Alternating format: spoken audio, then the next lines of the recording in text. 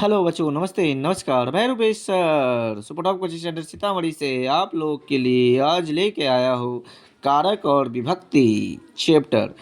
तो चलिए इस चैप्टर को शुरुआत करने से पहले हम लोग थोड़ी सी बात कर लेंगे कि आप हमारे channel super top coaching centre को इसी तरह की वीडियो पाने के लिए लाइक, सब्सक्राइब, शेयर, कमेंट जरूर करें और बेल आइकन की घंटी को ज़रूर दबाएं ताकि आपको नोटिफिकेशन सबसे पहले मिल सके। तो चलिए अब हम वीडियो को शुरुआत करते हैं कारक और विभक्ति, जो आपके एग्जाम के लिए बहुत बहुत महत्वपूर्ण होने वाला है बच्चों। आपके एग्जाम में लगभग 10 से 15 क्वेश्चन कारक और विभक्ति से आने वाला है, तो इन सूत्रों को, इन प्रश्नों को ध्यान से करें और हमारे चैनल को लाइक सब्सक्राइब करना ना भूलें ताकि इसी तरह की वीडियो आपको मिल सके। और अगर हमारा वीडियो अच्छा लगता है तो हमारे चैनल को लाइक सब्सक्राइब और कमेंट ज़रूर करें ताकि मैं इस तरह की और भी वीडियो आपके पास आपके लिए लेकर ज़रूर आऊँगा। तो चलिए अब शुरू करते हैं हम वीडियो। सबसे पहला प्रश्न हो रहा है मेरा कि संप्रदान कारक में कौन सी विभक्ति होती है। संप्रदान कारक में कौन सी विभक्ति होती है। तो संप्रदान कारक में विभक्ति कौन सी होती है, तो इसमें हो जाएगा ऑप्शन नंबर ए में है सप्तमी विभक्ति, ऑप्शन नंबर बी में है द्वितीय विभक्ति, ऑप्शन नंबर 3 में है चतुर्थी विभक्ति और ऑप्शन नंबर डी में है पंचमी विभक्ति। तो हमारा ऑप्शन नंबर सी सही हो जाएगा। क्या हो जाएगा? ऑप्शन नंबर सी सही हो जाएगा, चतुर्थी विभक्ति। संप्रदान कारक में कौन सी विभक्ति होती है? चतुर्थी विभक्ति होती है। अब क्वेश्चन नंबर 2 की बात करेंगे। क्वेश्चन नंबर 2 हमारा कह रहा है कि सह के योग में कौन सी विभक्ति होती है। सह के योग में कौन सी विभक्ति होती है? तो सह के योग में कौन सी विभक्ति होती है। तो क्वेश्चन नंबर 2 में हम बात करेंगे सह के योग में कौन सी विभक्ति होती है। तो देखिए, सह सार्धम योगे तृतीया, कुछ सूत्र आप पढ़े हुएगा। सह सार्धम योगे तृतीया यानी सह सार्धम और साकम के योग में तृतीया विभक्ति का प्रयोग। जैसे राम के साथ सीता बन गई, इस तरह के क्वेश्चन आप पढ़े होइएगा ना कारक विभक्ति में, इस सूत्र में। तो सहार्थ तृतीया स्मृति यानी सह सार्धम साकम शब्दों के योग में तृतीया विभक्ति होती है, इसलिए यहाँ ऑप्शन नंबर बी सही हो जाएगा, यानी तृतीया विभक्ति हो जाएगा। कौन सी विभक्ति हो जाएगा? तृतीया विभक्ति हो जाएगा। क्वेश्चन नंबर 3 की हम बात करेंगे। क्वेश्चन नंबर 3 में हमारा है नदी शब्द का रूप चतुर्थी विभक्ति एक वचन में क्या होगा। नदी शब्द का रूप चतुर्थी विभक्ति एक वचन में क्या हो जाएगा। नदी शब्द का रूप चतुर्थी विभक्ति एक वचन में क्या हो जाएगा। तो नदी, नदी, नदीम, नद्या, नद्य चतुर्थी विभक्ति में हो जाता है मेरे प्यारे बच्चों। नद्य ऑप्शन नंबर जो सी में है, क्या हो जाएगा? ऑप्शन नंबर सी में है। चलिए अब हम क्वेश्चन नंबर 4 की बात करेंगे। क्वेश्चन नंबर 4 में पूछ रहा है लताया पद में कौन सी विभक्ति है। लताया पद में कौन सी विभक्ति है। तो लताया लत्या शब्द है, लताया नहीं, लत्या शब्द पद में कौन सी विभक्ति है। तो लत्या पद में कौन सी विभक्ति है। तो लत्या पद की बात बताएंगे तो ये लता शब्द से क्वेश्चन आया हुआ है। तो लता, लताम, लत्या, लत्या शब्द में यानी लता, लताम, लत्या बच्चों अगर हम पढ़ेंगे तो तृतीया विभक्ति हो जाएगा। इसमें कौन सी विभक्ति हो जाएगा? जो ऑप्शन नंबर बी में है सही। कौन में है? ऑप्शन नंबर बी में है। अब क्वेश्चन नंबर हम 5 की बात करेंगे। तो क्वेश्चन नंबर 5 में है कि कवि शब्द का रूप चतुर्थी विभक्ति एक वचन में क्या होगा। कवि शब्द का रूप चतुर्थी विभक्ति एक वचन में क्या हो जाएगा। तो कवि शब्द का रूप चतुर्थी विभक्ति एक वचन में क्या हो जाएगा। चतुर्थी विभक्ति एक वचन में पूछ रहा है बच्चों हमको कवि शब्द का रूप, जो ऑप्शन नंबर 5 का सी में कव्य हो जाएगा। क्या हो जाएगा? कव्य हो जाएगा। अब हम क्वेश्चन नंबर 6 की बात करेंगे। तो क्वेश्चन नंबर 6 में है आख्यातोपयोगे सूत्र का उदाहरण कौन सा वाक्य है। आख्यातोपयोगे सूत्र का उदाहरण कौन सा है। तो देखिए, अयम ग्रामात् आयाति, सह व्याघ्रात् बिभेति, सह आचार्यात् संस्कृतम अधीते, गंगा हिमालयात् निःसरति। तो चलिए ऑप्शन नंबर कौन सा हो जाएगा क्वेश्चन नंबर 6 का, जो बताइए जल्दी से। आप लोग अगर जानते हैं तो नहीं बता पाए तो चलिए क्वेश्चन नंबर 6 की बात करेंगे। तो इसका ऑप्शन नंबर सी हो जाएगा। क्या हो जाएगा? सी। आख्यातोपयोगी सूत्र का उदाहरण कौन सा वाक्य है? स आचार्यात् संस्कृतम अधीते। अनंतरम के योग में कौन सी विभक्ति होती है? क्वेश्चन नंबर 7 है, अनंतरम के योग में कौन सी विभक्ति होती है? तो अनंतरम के योग में हम बात करेंगे बच्चों, तो इसमें पंचमी विभक्ति हो जाएगा। किसमें हो जाएगा? पंचमी विभक्ति। अनंतरम माने दूर शब्द होता है, अनंतरम माने होता है, तो उसके योग में पंचमी विभक्ति होता है। क्वेश्चन नंबर 8 की हम बात करेंगे बच्चों, तो कह रहा है करण कारक में करण कारक विधायक सूत्र कौन सा है? करण कारक विधायक सूत्र कौन सा है? तो करण कारक का विधायक सूत्र कौन सा है? तो देखिए करण कारक में जैसे विधायक सूत्र हमारा हो जाएगा 8 का ऑप्शन नंबर बी, साधकतम कारणम। साधकतम कारणम सूत्र, कर्णम सूत्र जो है वह करण कारक का विधायक सूत्र होता है। अब क्वेश्चन नंबर हम 9 की बात करेंगे, तो क्वेश्चन नंबर 9 में है धिक के योग में कौन सी विभक्ति होती है? धिक के योग में कौन सी विभक्ति होती है? धिक के योग में कौन सी विभक्ति होती है? तो जो 9 नंबर क्वेश्चन का आंसर हो जाएगा तृतीय विभक्ति। ऑप्शन नंबर ए में है, बी में है चतुर्थी विभक्ति, सी में है द्वितीय विभक्ति, डी में है सप्तमी विभक्ति। तो ऑप्शन नंबर इसका सी हो जाएगा द्वितीय विभक्ति। क्या हो जाएगा? द्वितीय विभक्ति। क्वेश्चन नंबर हम 10 की बात करेंगे, संबोधन में कौन सी विभक्ति होती है? क्वेश्चन नंबर 10 में क्वेश्चन पूछ रहा है कि संबोधन में कौन सी विभक्ति होती है? तो चलिए देखिए, ध्यान से सुनिए। संबोधने च सुने हैं आप लोग, सूत्र पढ़े होंगे, यानी संबोधन में प्रथमा विभक्ति होती है। सूत्र पढ़ेगा, ध्यान है, तो इसलिए ऑप्शन नंबर इसका बी सही हो जाएगा। अब क्वेश्चन नंबर 11 में हम बात करेंगे, तो क्वेश्चन नंबर 11 में कह रहा है कि संस्कृत में कारक के कितने भेद है? संस्कृत में कारक के कितने भेद है? तो चलिए ये क्वेश्चन बहुत अच्छा है बच्चों, इसमें बहुत कन्फ्यूजन रहता है बच्चों का। तो चलिए जल्दी से बताइए संस्कृत में कारक के कितने भेद है? अगर आप जानते हैं तो बताइए, नहीं जानते हैं तो चलिए मैं अब बता रहा हूँ। ऑप्शन नंबर ए में है 5, ऑप्शन नंबर बी में है 7, ऑप्शन नंबर सी में है 6, ऑप्शन नंबर डी में है 10। तो क्या हो जाएगा? तो ऑप्शन नंबर इसका सी हो जाएगा। क्या हो जाएगा? ऑप्शन नंबर इसका सी हो जाएगा, यानी 6 भेद है। क्या हो जाएगा? ऑप्शन नंबर सी हो जाएगा, यानी 6 भेद है। क्योंकि संबोधन को और संबंध कारक को कारक का भेद नहीं माना जाता है। ऐसे कारक के 8 रूप होते हैं, लेकिन संबंध कारक को और संबोधन को कारक का भेद नहीं माना जाता, इसलिए कारक के कितने भेद है संस्कृत में? 6 भेद है। किम, क्वेश्चन नंबर 12 की बात करेंगे। क्वेश्चन नंबर 12 में कह रहा है किम जोड़ तहसील से कौन सा अव्यय बनेगा? किम जोड़ तहसील से कौन सा अव्यय बनेगा? तो किम जोड़ तहसील शब्द से कौन सा अव्यय बनेगा? तो यहाँ पे बनेगा कुतः। क्या बनेगा? कुतः। क्या बनेगा? कुतः। अब हम क्वेश्चन नंबर 13 में जा रहे हैं। क्वेश्चन नंबर 13 की बात कर रहे हैं। जना ज्ञानम, सॉरी क्वेश्चन नंबर 13 में, 14 में चले गए थे। क्वेश्चन नंबर 13 में कह रहा है जना एकत्व भावम वहन्तः वसंती। प्रश्न निर्माण हेतु रेखांकित पद के स्थान पर, यानी देख लीजिए यहाँ पर रेखांकित जना शब्द में किया गया है, के स्थान पर कौन सा पद रखेंगे? यानी पद, प्रश्न का निर्माण करना है तो इस जना शब्द के जगह पे हम कौन सा पद रखेंगे? देखिए कह रहा है जना माने लोग, बहुत सारे लोग, एकत्व भाव वहन्तः वसंती, यानी एकता भाव के साथ निवास करते हैं। तो यहाँ पे हो जाएगा हमारा कौन सा, इस रेखांकित पद के स्थान पर देखिए यहाँ पे रेखांकित किया गया है, पद रखेंगे कि यह हमारा, इसका आंसर भी हमारा ये प्रश्न निर्माण हो जाएगा। तो इसका ऑप्शन नंबर 13 की हम बात करेंगे, तो ऑप्शन नंबर 13 में हो जाएगा सी, जो के हो जाएगा। क्या हो जाएगा? के, यानी के एकत्व भाव वहन्तः वसंती प्रश्न बन जाएगा। तो इस तरह से इसका ऑप्शन नंबर सी हो जाएगा।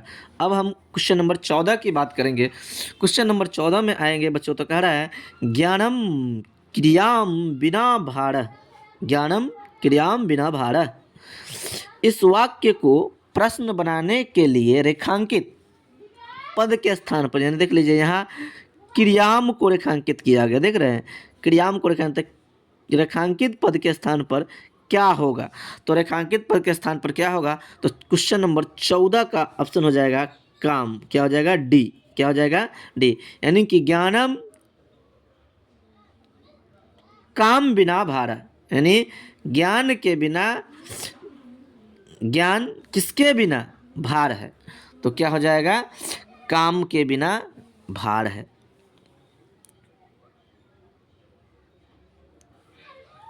किसके बिना भार है? काम के बिना भार है। लेकिन इसमें तो काम नहीं होना चाहिए बच्चों। ज्ञानम क्रियाम बिना भार है। ज्ञानम कस्य बिना भार।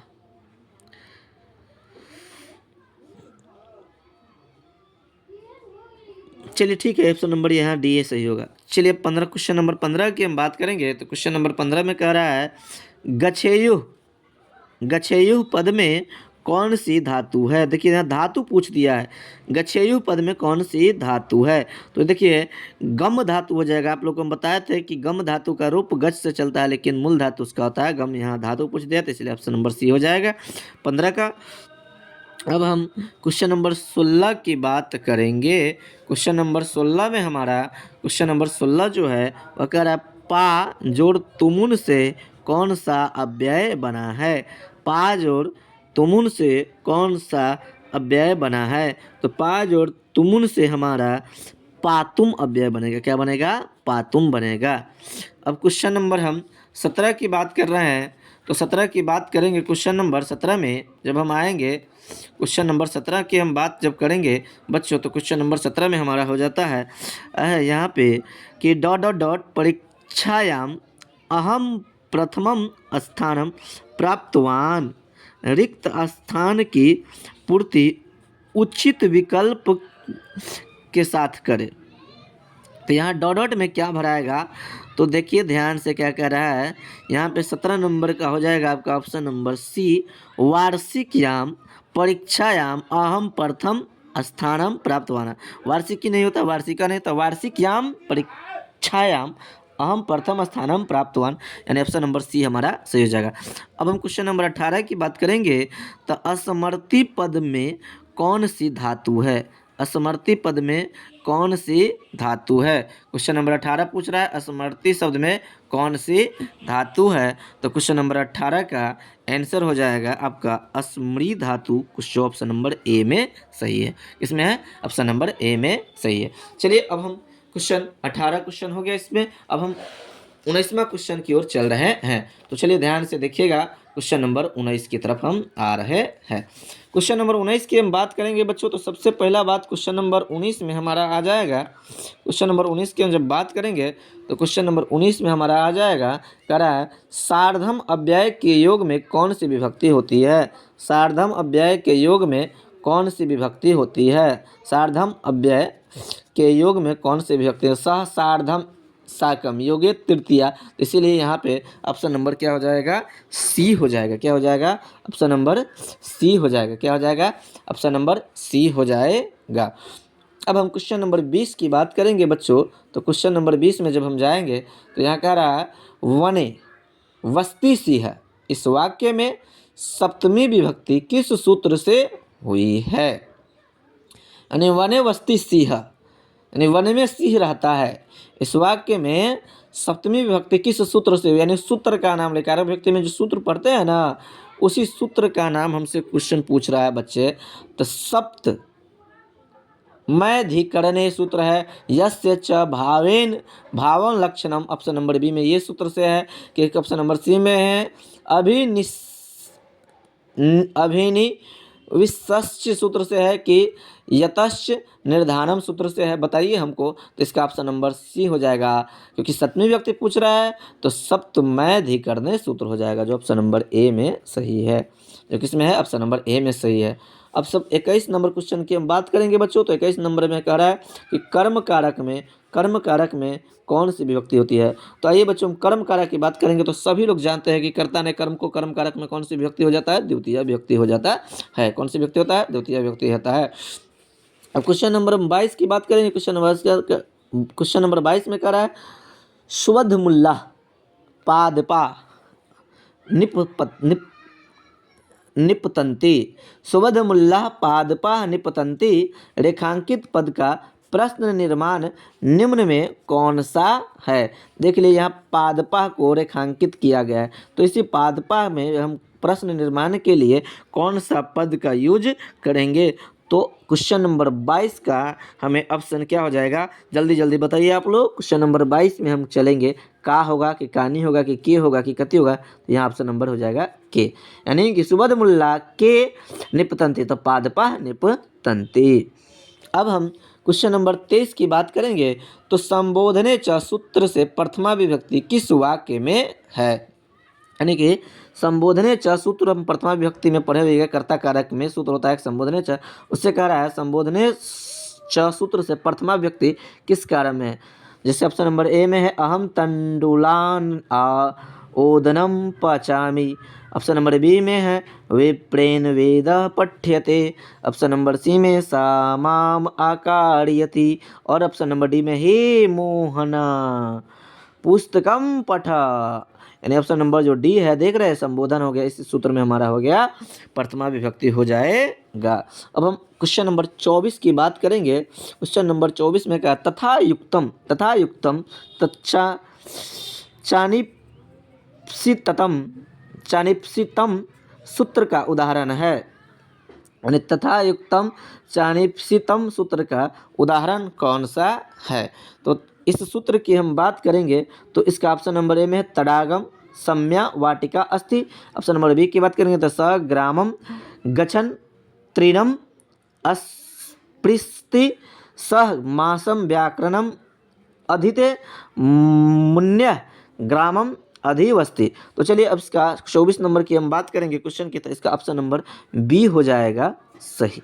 क्या हो जाएगा, बी हो जाएगा सही। अब क्वेश्चन नंबर 25 की हम बात करेंगे, तो क्वेश्चन नंबर 25 में कह रहा है अयम जटाभि तापसः ज्ञायते, अयम जटाभि तापसः ज्ञायते, यहाँ जटाभि शब्द में तृतीया विभक्ति किस सूत्र से हुई है। तो देखिए इस सूत्र का ऑप्शन नंबर ए में है हेतुभूत लक्षणे, ऑप्शन नंबर बी में हेतौ तृतीया, ऑप्शन नंबर सी में सहयुक्ते प्रधाने, ऑप्शन नंबर डी में है येनांग विकार।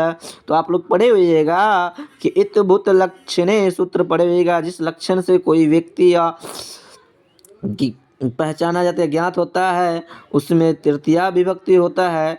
पढ़े हुए ना, तो जैसे वह जट मन यह जटाओं से तपस्वी ज्ञात होता है, इसका जटाभी शब्द में यहाँ तृतीया विभक्ति हो गई। और कौन सा सूत्र है, इतभूत लक्षणे, कौन है, जो ऑप्शन नंबर ए में सही है। अब हम क्वेश्चन नंबर 26 की बात करेंगे, तो क्वेश्चन नंबर 26 में आएंगे करा राजन शब्द के षष्ठी विभक्ति बहुवचन का रूप कौन है। तो देखिए राजन शब्द के षष्ठी विभक्ति और बहुवचन का सूत्र हो जाएगा राजा नाम। षष्ठी विभक्ति बहुवचन में आप जानते हैं आप लोग कि नाम शब्द वाला ज्यादा आता है। षष्ठी विभक्ति बहुवचन में राजन शब्द के षष्ठी विभक्ति बहुवचन में क्या हो जाएगा, राजा नाम। अब हम लोग क्वेश्चन नंबर 27 की बात करेंगे, तो डॉट डॉट डॉट बालिका मार्गे पतति रिक्त स्थान की पूर्ति सही विकल्प से करे, यानी डॉट डॉट डॉट बालिका मार्गे पतति, इसमें बताइए कि रिक्त स्थान की पूर्ति सही स्थान से करना है, तो क्या हो जाएगा सही। जो क्वेश्चन नंबर 27 का है, तो देखिए यहाँ बालिका है तो यहाँ गारंटी है कि धावंती बालिका मार्गे पतति हो जाएगा, ऑप्शन नंबर जो बी में सही है। अब क्वेश्चन नंबर हम 28 की ओर चलेंगे, तो क्वेश्चन नंबर 28 हमारा कह रहा है अस्मद शब्द का रूप पंचमी विभक्ति बहुवचन में क्या होगा। तो अस्मद शब्द का रूप पंचमी विभक्ति बहुवचन में क्या हो जाएगा। तो देखिए अस्मद शब्द होता है अहम अवाम वयम माम अवाम अस्मान मया अवाभ्याम अस्माभि मह्यम अवाभ्याम अस्मत् मम अवाभ्याम मह्यम अवाभ्याम अस्मभ्य मत अवाभ्याम अस्मत्। तो यहाँ पे क्या हो जाएगा अस्मत, जो ऑप्शन नंबर सी में है। जो ऑप्शन नंबर कहाँ पे है, सी में है। अब हम लोग क्वेश्चन नंबर 29 की बात करेंगे, तो कह रहा है डॉट डॉट डॉट जना नम्रः भवन्ति रिक्त स्थान की पूर्ति उचित विकल्प से करे। तो देखिए जना नम्रः भवन्ति, जना है तो जना माने बहुत लोग होता है, तो यहाँ पे हो जाएगा बुद्धिमन्तः जना नम्रः भवन्ति, यानी बुद्धिमान लोग नम्र होता है। कैसा होता है, नम्र होता है, इसलिए ऑप्शन नंबर क्या हो जाएगा, सी सही हो जाएगा। कौन हो जाएगा, ऑप्शन नंबर सी। अब हम आगे की क्वेश्चन की ओर थोड़ा सा चलेंगे, ध्यान से देखिएगा हम लोग।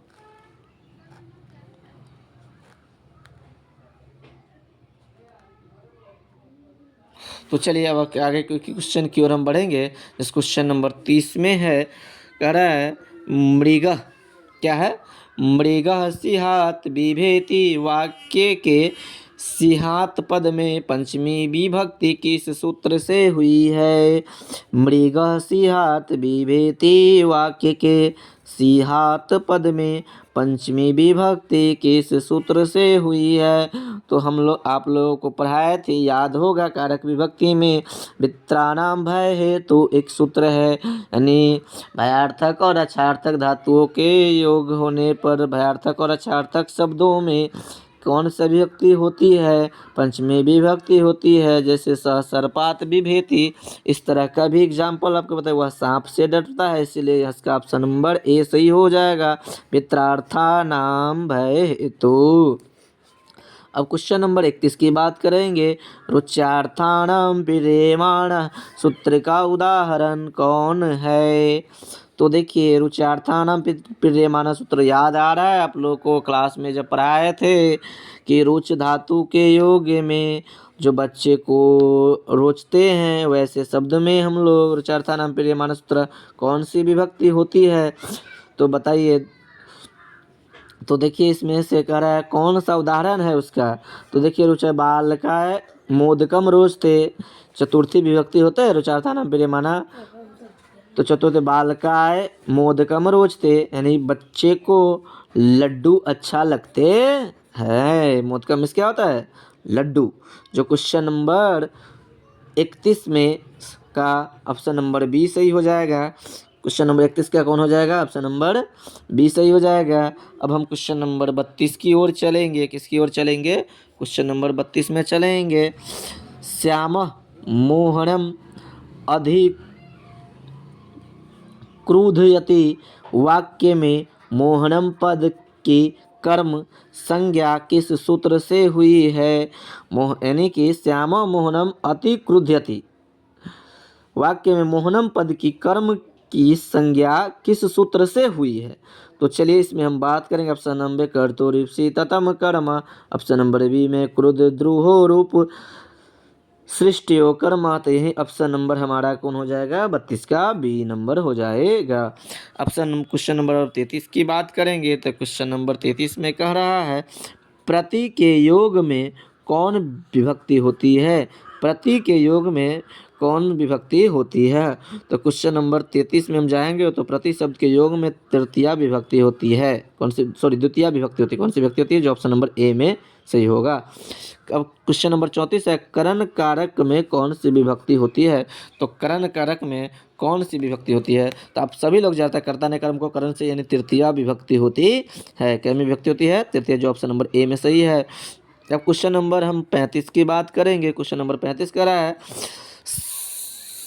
सहार्थक अव्यय के योग में कौन सी विभक्ति होती है। देखिए 2021 में क्वेश्चन पूछा गया था फर्स्ट सीटिंग के कुछ सेट नंबर ए में पूछा गया क्वेश्चन है सहार्थक अव्ययों के योग में कौन सी विभक्ति होती है। तो सहार्थक अव्ययों के योग में कौन सी विभक्ति होती है, इस क्वेश्चन को हम लोग करते हैं ध्यान से। अब इसका ऑप्शन आ रहा है, देखिए इस दूसरे पेज में है, इसको चलिए जल्दी जल्दी ठीक कर रहे हैं। चलिए सहार्थक अव्ययों के योग में कौन सी विभक्ति होती है, तो इसका आंसर हो जाएगा हम लोगों का ऑप्शन नंबर देखिए षष्ठी विभक्ति, चतुर्थी विभक्ति, तृतीया विभक्ति, सार्धम योग सहार्थक शब्द हो गया।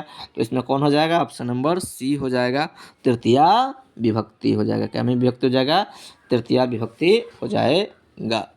अब हम क्वेश्चन नंबर 36 की बात करेंगे। क्या में क्वेश्चन की बात करेंगे, 36 नंबर क्वेश्चन की बात करेंगे। निर्धारणम में कौन सी विभक्ति होती है। निर्धारणम में कौन सी विभक्ति होती है। देखिए क्वेश्चन 2 साल पूछा गया बच्चों, एक 2018 के सेट नंबर ए के सेकेंड सीटिंग में, 2023 के सेट नंबर ए में, एक फर्स्ट सीटिंग में। तो देखिए निर्धारणम, तो निर्धारण षष्ठी और सप्तमी सूत्र पढ़ेगा, निर्धारण षष्ठी। तो इसमें ऑप्शन नंबर डी हो जाएगा, जो हो जाएगा षष्ठी और सप्तमी दोनों हो जाएगा। ऑप्शन नंबर डी हो जाएगा, षष्ठी और सप्तमी दोनों हो जाएगा। इत्थम भूत लक्षणे सूत्र का उदाहरण है। इधर देखिए इत्थम भूत लक्षण है, जिस लक्षण से कोई व्यक्ति पहचाना जाता है उसमें क्या होता है, उस जिस लक्षण से कोई व्यक्ति पहचाना जाता है उसमें कौन सी विभक्ति होती है, बताइए।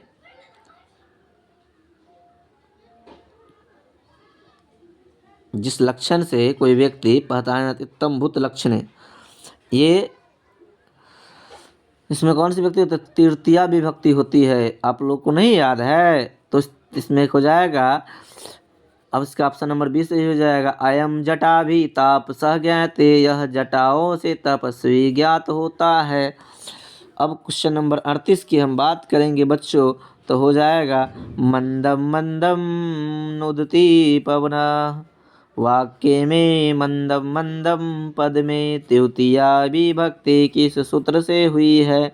बच्चों अगर आप लोग को याद होगा, मैं पढ़ाया हूँ क्रिया विशेषणे द्वितीया, या 6 सूत्र पढ़ाए हैं। यानी क्रिया विशेषण में द्वितीया विभक्ति होती है। कछुआ एग्जाम्पल लिखा है, तो कछुआ धीरे धीरे चलता है, कक्षपा मंदम मंदम चलती। तो उसी तरह का यहाँ भी एग्जाम्पल है, तो इसमें हो जाएगा क्रिया विशेषणे द्वितीया। अब क्वेश्चन नंबर हम 39 की बात करेंगे, तो क्वेश्चन नंबर 39 में हमारा है डॉट डॉट डॉट पिता आपुनम गतः, वाक्य के रिक्त स्थान में कौन सा पद होगा। तो देखिए डॉट डॉट डॉट पिता आपनम गतः, पिता आपनम गतः, तो इसका जवाब क्या होगा, जल्दी से आप लोग बता दीजिए। तो इसका जवाब हो जाएगा रुदती बाल के पिता आपनम गतः, यानी रोते हुए बालक को देखकर पिता अपने आप चला गया। अब है क्वेश्चन नंबर 40 की बात करेंगे, तो क्वेश्चन नंबर 40 में कह रहा है दान के अर्थ में कौन सी विभक्ति होती है। तो आप जानते हैं दानार्थे चतुर्थी सूत्र पड़ेगा, इसलिए यहाँ पे हो जाएगा चतुर्थी विभक्ति। क्वेश्चन नंबर 41 की बात करेंगे बच्चों, तो क्वेश्चन नंबर 41 में हो जाएगा कि किस वाक्य में अनुक्ते कर्तरी तृतीया सूत्र से तृतीया विभक्ति हुई है। अनुक्ते कर्तरी तृतीया सूत्र से, अनुक्ते कर्तरी तृतीया सूत्र से तृतीया विभक्ति हुई, यानी सूत्र पढ़े हैं ना, अनुक्ते कर्तरी तृतीया सूत्र पढ़े हैं आप लोग, याद आ रहा है जी सर। हाँ, तो उसी सूत्र से यहाँ पे अनुक्ते कर्तरी तृतीया सूत्र से कौन सा यहाँ पे ऑप्शन दिया गया है उसमें तृतीया विभक्ति हुई है, ये आपको बताना है।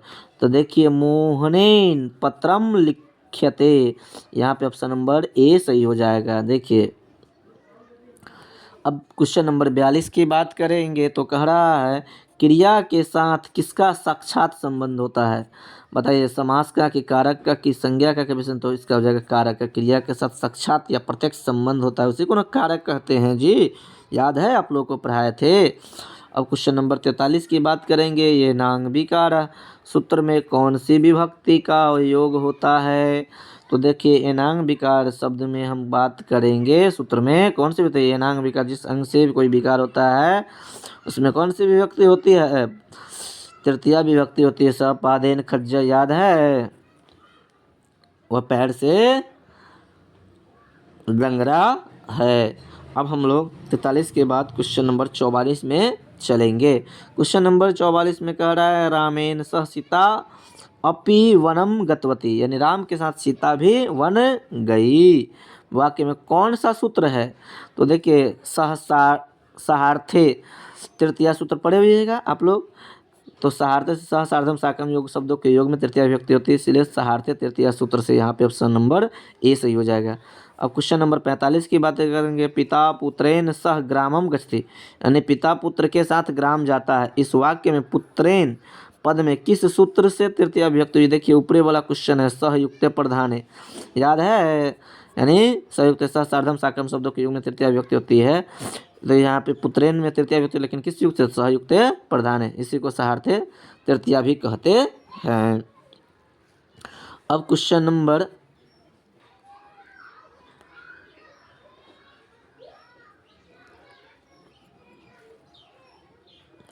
की बात करेंगे हम, तो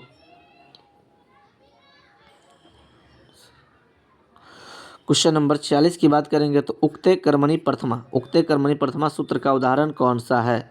उक्ते कर्मणि प्रथमा सूत्र का उदाहरण कौन सा है? तो श्यामः रामेण हन्यन्ते। उक्ते कर्मणि प्रथमा सूत्र में इसका एग्जाम्पल हो जाएगा श्यामः रामेण हन्यन्ते। श्याम में रावण के द्वारा मारा गया। और 47 नंबर क्वेश्चन की बात करेंगे तो अधिकरण कारक में कौन सी विभक्ति होता है? जानते हैं अधिकरण कारक में सप्तमी विभक्ति होती है। देखिए क्वेश्चन 2018 के कंपार्टमेंटल में और 22 के भी कंपार्टमेंटल में पूछा गया है। क्वेश्चन नंबर 48 की बात करेंगे बच्चों, तो क्वेश्चन नंबर 48 में है अयम जटाभिप्रीत्यते। वाक्य के जटाभिपद में तृतीय विभक्ति किस सूत्र से हुई है? तो आ गया इतभूत लक्षणे सूत्र याद है।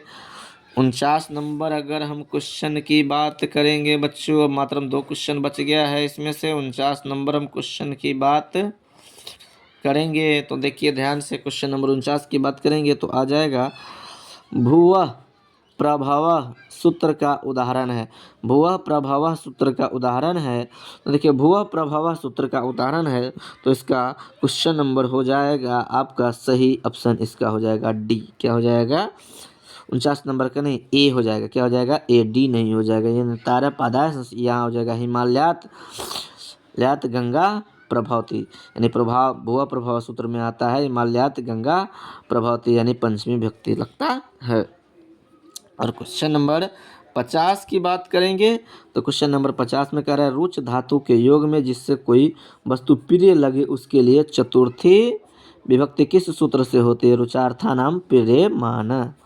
रुच धातु के योग में चतुर्थी विभक्ति हो जाता है, जो ऑप्शन नंबर बी में सही है। तो इस तरह से आपका पूरे 50 क्वेश्चन कारक विभक्ति का हो गया। जितने भी VVI क्वेश्चन थे लगभग हो गया। इसी तरह के क्वेश्चन आपके बोर्ड एग्जाम में वो आएगा, इसलिए आप लोग ध्यान से इस क्वेश्चन को देखें और आगे की ओर बार बार इस क्वेश्चन का अभ्यास करें, और ताकि आपको कोई दिक्कत ना हो। इसके लिए सिर्फ आपको मेरे चैनल को इस तरह की वीडियो पाने के लिए, कंटेंट पाने के लिए आप हमारे चैनल को लाइक, सब्सक्राइब और कमेंट ज़रूर करें।